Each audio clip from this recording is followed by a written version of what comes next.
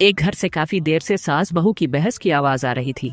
आवाज इतनी तेज थी कि पड़ोसियों का ध्यान उधर चला गया। कुछ लोग सुन सुनकर मजे ले रहे थे। थोड़ी देर बाद झगड़ा शांत हो गया। तभी बहू किसी काम से बाहर निकली। पड़ोस में रहने वाली एक बूढ़ी औरत उसके पास आई और बोली, बेटी तेरी सास तो बहुत बुरी है, रोज ऐसे झगड़े होंगे तो तेरा जीना मुश्किल हो जाएगा।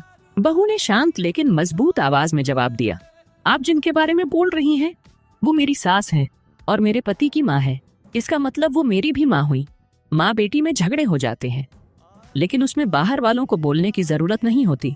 बूढ़ी औरत बोली, मैं तो तेरी भलाई के लिए कह रही थी। बहू मुस्कुराई और बोली, आप सच में भलाई के लिए बोल रही हैं या घर बिगाड़ने के लिए? ये मैं अच्छे से समझती हूँ। मेरी माँ ने मुझे बचपन से सिखाया है कि जो लोग कान भरते हैं उनसे दूरी बनाकर रखनी चाहिए। ऐसे लोग हंसते खेलते घर को भी तोड़ देते हैं। बूढ़ी औरत सब समझ गई। बिना कुछ कहे बड़बड़ाती हुई वहां से चली गई। बहू जब घर लौटी तो उसने पूरी बात अपनी सास को बता दी। ये सुनते ही सास की आंखों में आंसू आ गए।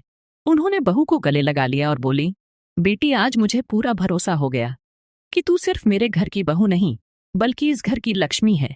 अब मुझे अपने बेटे और घर की कोई चिंता नहीं। बहू भी भावुक हो गई और बोली, आप मेरी माँ हैं।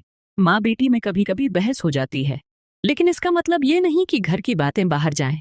फिर बहू ने कहा, घर की बातें अगर घर में रहें तो घर मंदिर बन जाता है, लेकिन अगर बाहर गईं तो हर गली नुक्कड़ पर बैठे कान भरने वाले लोग एक पल में पूरा परिवार तोड़ देते हैं।